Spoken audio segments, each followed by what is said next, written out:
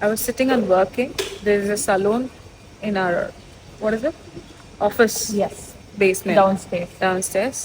And they do good nails and for 100 dirham. 100 dirham? Yeah. Ashena. Offer. First time, yeah. First time when Walking you ಬಂದ್ರೆ. come walk in, that's 100 dirham. So these girls got Pretty me here. ladies. These pretty lady. ಅವಳು eyelash ಎಷ್ಟಾಯ್ತು? ಅಂದ್ರೆ first time ಮಾಡ್ತೇನೆ. So the girls ಅವಳು ನೋಡಿ ಹಂಗೆ ಮಾಡ್ತಾ ಇದ್ದಾರೆ.